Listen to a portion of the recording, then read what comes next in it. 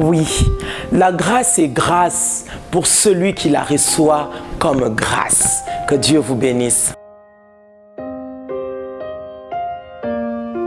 Que Dieu bénisse École de Grâce, que Dieu bénisse tous les téléspectateurs. Nous sommes dans la joie, nous aussi, de vous recevoir. Que Dieu soit loué. Et juste une façon de leur dire merci pour leur attention. Merci beaucoup.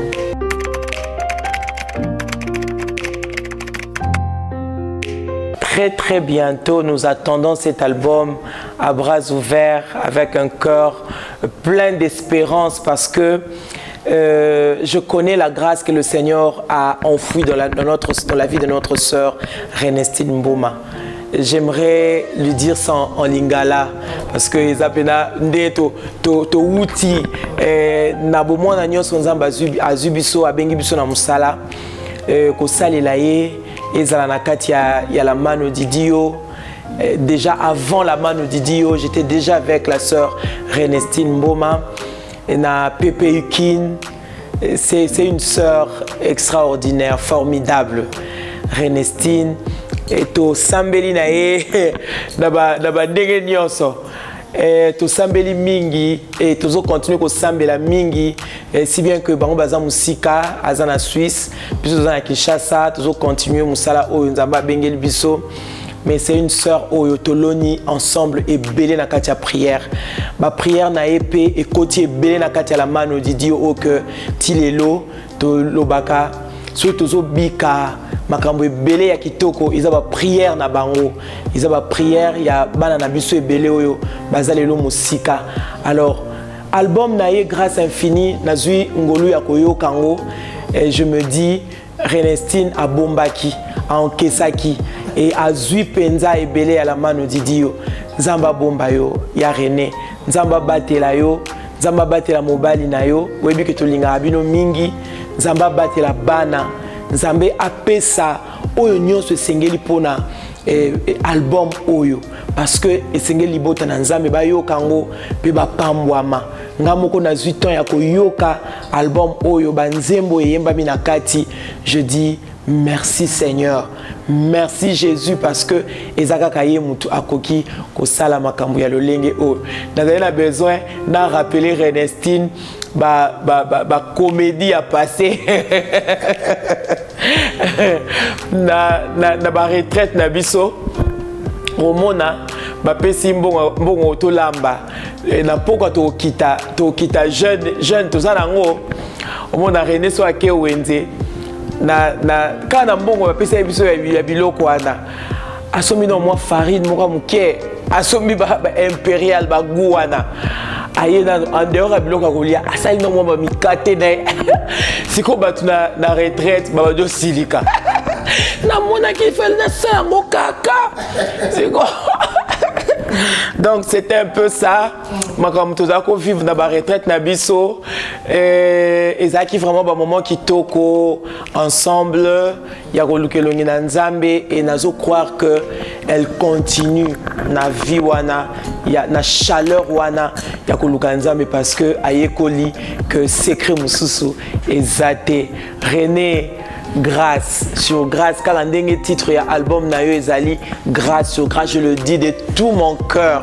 Nzambe a pambola yo, a tombola musala oyo, a batela yo, a sala yo bola mo ebele. We love you.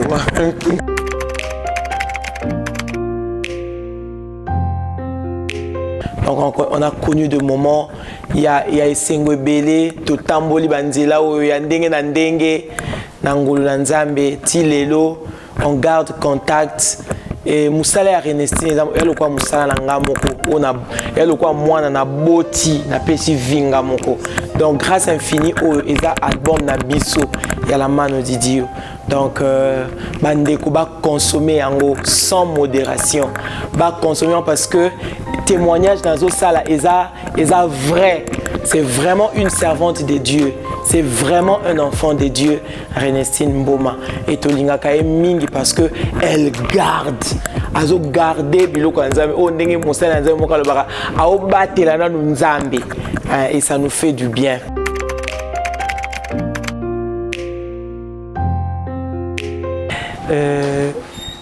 na lingi vraiment na pesa nzambe merci pour na baloyembo kitoko eza na kati ya album oyo. S'il faut grâce infinie, s'il faut na yemba nzembo moko ezo attirer nga ezo benda attention nanga. Eza montre-nous le Père, montre-nous le Père, nous voulons voir le Père, montre-nous le chemin, car nous voulons voir le Père. Nzembo kitoko, nzembo mosusu boya, bato ya mikumba, bato ya obozana posa, boya epai na nzambe, cette chanson aussi. Et puis nzembo oya yemba, morceau ya yemba, moko na la mano didio, nafukami na tomboli miso, epai na nkolo, yemolongisi na ngai na tango ya pasi.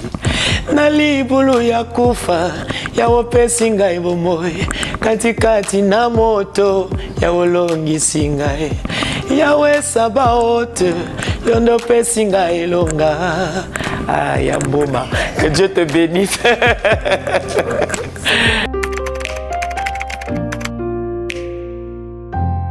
D'abord, je dirais que la jeunesse est une grâce. Parce qu'il s'agit de la grâce, nous parlons de la grâce. La jeunesse est une grâce. Être jeune, nous devons vraiment le considérer comme une grâce que nous avons reçue de la part du Seigneur. Et la jeunesse, c'est aussi un état d'esprit. Parce qu'on peut être vieux selon les hommes, selon l'apparence, mais à l'intérieur, vous êtes jeune. Dans votre état d'esprit, vous vous sentez jeune et vous agissez, vous fonctionnez comme un jeune. Alors, la jeunesse est un état d'esprit. Et aujourd'hui, avec la modernisation, avec ce que l'Internet nous a emmené, nous sommes en train de nous rendre compte que nos jeunes apprennent beaucoup de choses facilement et parfois, on ne sait plus contrôler la jeunesse. Mais en tout cas, côté évolution, nous sentons que notre jeunesse est en train d'évoluer. La jeunesse du monde entier est en train d'évoluer comme il se doit.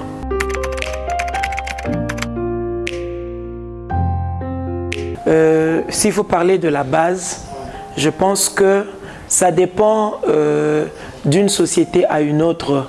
Ça dépend aussi de l'orientation que l'on peut donner à cette jeunesse. Mais moi, je pense que la vraie base des valeurs, c'est la Bible. Parce que quand une jeunesse rencontre Jésus-Christ et quand une jeunesse rencontre la parole de Dieu, en tout cas, ça marche. Et vous sentez que la jeunesse est réussie. Parce que c'est dans la Bible que nous retrouvons tous les conseils possibles pouvant garder notre jeunesse dans la pratique des valeurs. Parce qu'aujourd'hui, nous vivons aussi une société pleine d'anti-valeurs. Mais lorsque la base des valeurs pour la société reste la Bible, en tout cas, déjà spirituellement, quand la jeunesse réussit physiquement, nous n'allons que acclamer parce qu'il n'y aura que des exploits sur exploits pour la gloire de Dieu. Alors, ça dépend de l'orientation que chaque société donne à sa jeunesse.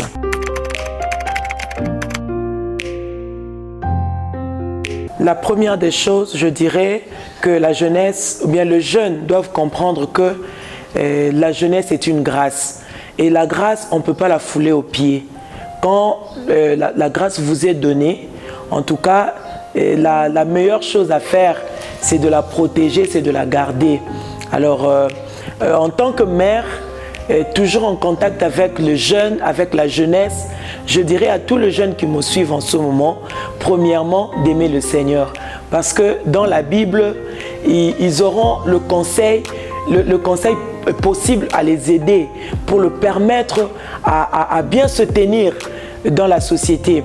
Et en dehors de l'amour du Seigneur, ils doivent aimer leur propre vie. Parce que si vous aimez votre propre vie, vous ferez les choses en fonction de l'amour que vous avez pour vous-même. Et troisièmement, je demanderai à la jeunesse d'aimer le travail. Parce que le travail, c'est vraiment ce qui donne de la valeur à la jeunesse.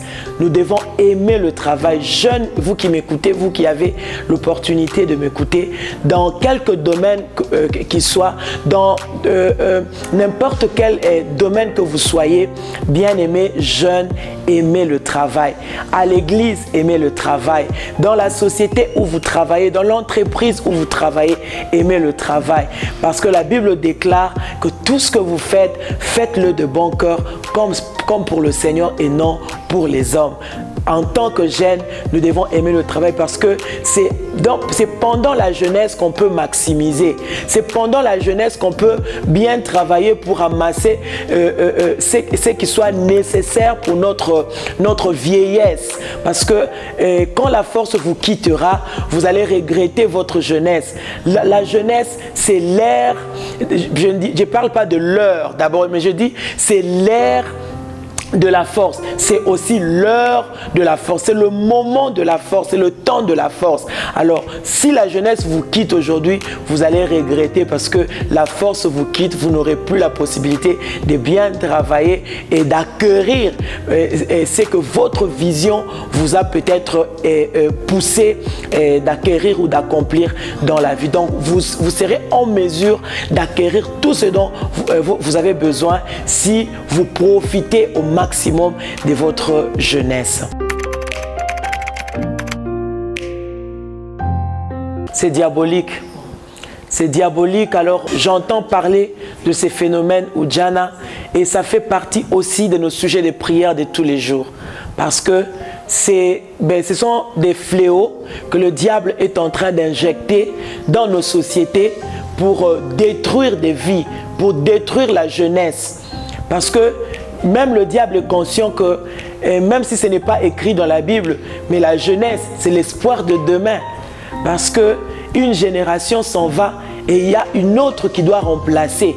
Alors le diable, connaissant ces choses, il sait que pour détruire une société, il doit s'attaquer à la jeunesse, surtout à la jeunesse féminine, parce que Dieu a donné une place très importante à la femme. Alors les jeunes filles d'aujourd'hui, ce sont elles qui seront des femmes de demain. Alors le diable s'attaque à nos jeunes filles avec ce phénomène Ujana. Je suis en train de dire à une jeune fille qui est tentée de pratiquer ce phénomène, qui est tentée peut-être par l'influence de ses amis ou qui se retrouve déjà dans ces phénomènes, qu'elle sache que c'est le diable qui est en train de lui hanter pour lui ôter la grâce de Dieu, vraiment que le Seigneur a enfoui en elle. C'est un phénomène diabolique auquel nous devons, bien aimés frères, faire attention et prendre des moments de prière. Nous qui sommes église aujourd'hui, nous devons prier contre ces phénomènes. Nous devons invoquer Dieu, nous devons implorer la grâce de Dieu pour que ce phénomène s'arrête et cesse dans nos sociétés. C'est pareil avec le phénomène Kuluna. C'est ce que le diable est en train de travailler tous les jours pour pouvoir éloigner notre jeunesse aux valeurs qu'il faut. Alors, c'est vraiment un sujet de prière, bien aimé, que nous devons prendre en compte, considérer et prier le Seigneur par rapport à ça pour que ça disparaisse au milieu de nous. Surtout aux parents, je dirais que nous avons une grande part de responsabilité, nous aussi parents. Parce que être parent aussi, c'est une grâce. Je l'ai souvent dit, être parent, c'est une grâce. Alors, il faut considérer cette grâce. Si le Seigneur vous donne des enfants, faites tout ce qui est à votre pouvoir pour essayer d'éduquer ces enfants et de les garder dans la maison et de les libérer au moment opportun. Alors, nous devons chercher à réussir l'éducation de nos enfants d'abord par le Saint-Esprit, parce que seuls nous ne pouvons rien faire. Tu peux être un bon parleur vis-à-vis de tes enfants, prodiguer des conseils tous les jours, mais si le Seigneur parfois n'intervient pas, vous sentez que tout ce que vous faites, c'est comme si vous étiez en train de jeter de l'eau sur un canard. Alors, parents, nous avons vraiment la responsabilité de prier pour nos enfants et nous avons aussi la responsabilité de toujours dialoguer avec nos enfants, de prodiguer des conseils et puis savoir orienter les enfants comme il se doit. Il y a des parents qui disent peut-être qu'il a des enfants filles dans la maison, il se dit elles n'ont pas besoin d'étudier parce que ce sont des filles, il y aura des hommes qui viendront les prendre en mariage. c'est bien, mais parents, orientons nos enfants vers le Seigneur et vers les études.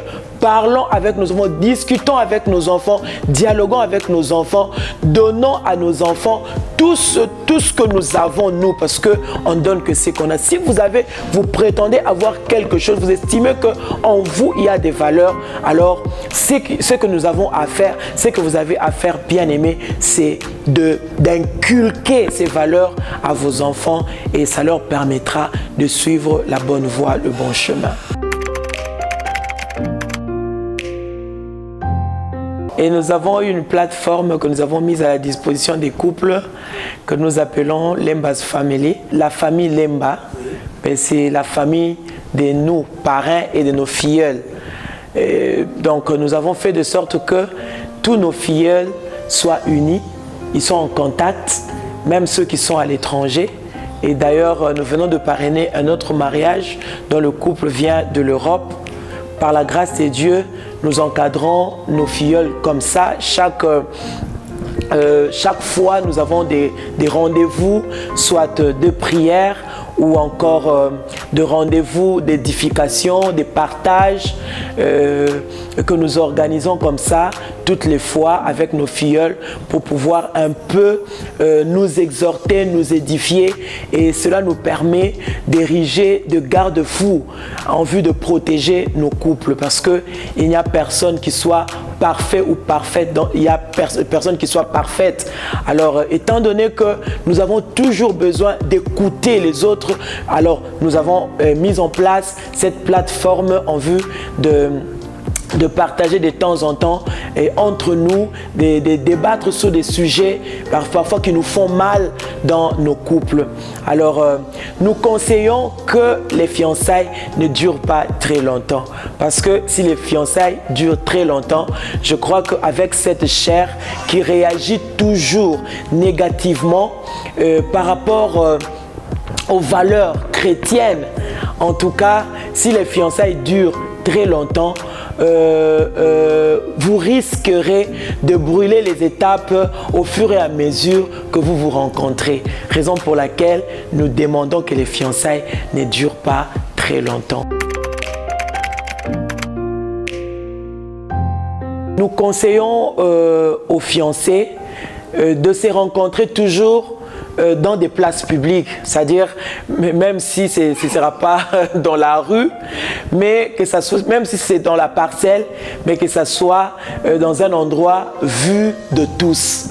Ça, c'est vraiment une très bonne façon qui permet d'éviter l'impudicité pendant les fiançailles. Donc, nous demandons aux fiancés de se préserver, de se garder et puis d'éviter de huis clos entre eux. Voilà, parce que la chair peut réagir et vous donner l'accès à d'autres pratiques qui ne sont pas permises pendant les fiançailles.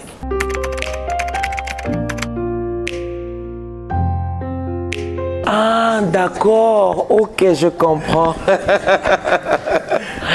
Je comprends. Ah là là. Mais c'est un concept vraiment erroné. Moi, je pense que la connaissance dont vous parlez, c'est mieux que ça se fasse dans le mariage. C'est dans le mariage qu'on peut consommer c'est dans le mariage qu'on peut consommer l'acte sexuel, parce que c'est de l'acte sexuel que vous êtes en train de parler. Donc connaître, c'est par rapport au témoignage de Dieu. Connaître, c'est aussi par rapport au témoignage de ceux qui entourent la personne que vous voulez prendre en mariage. Mais connaître pas dans le sens des actes sexuels avant le mariage. Moi, je ne pense pas. Alors, si vous avez déjà le témoignage du Seigneur par rapport au partenaire que vous voulez prendre en mariage et que vous avez aussi le témoignage de ceux qui l'entourent, moi, je pense que c'est suffisant parce que c'est Dieu qui nous connaît plus que nous-mêmes. Vous pouvez estimer connaître quelqu'un. Vous pouvez passer même de rapports sexuels avec quelqu'un, croyant que c'est ça connaître la personne. Mais ce n'est pas ça connaître la personne parce que vous ne connaissez pas son état sérologique. généalogique, vous ne connaissez pas non plus son sang, vous ne connaissez pas ses malédictions.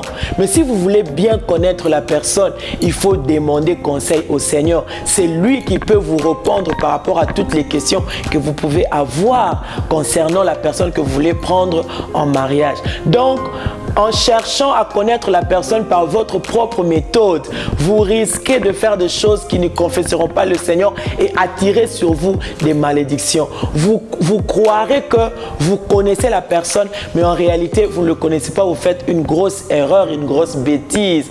Donc, c'est auprès de Dieu que nous pouvons tirer des informations fiables concernant la personne que nous voulons prendre en mariage.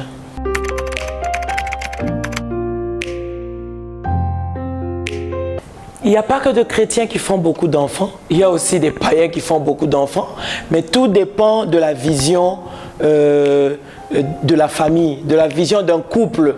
Alors, il y a des foyers ou bien de couples qui se disent, qui se fixent des objectifs par rapport aux enfants qu'ils peuvent avoir.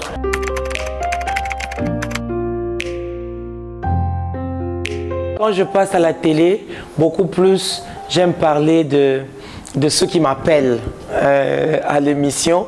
C'est d'abord ma vie artistique et puis ma vie en tant que servante de Dieu. C'est de ça que je parle. Mais en tout cas,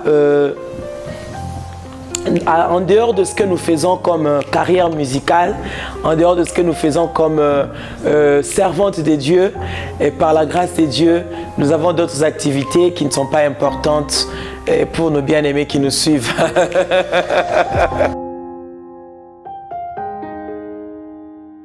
Oui, la grâce est grâce pour celui qui la reçoit comme grâce. Que Dieu vous bénisse.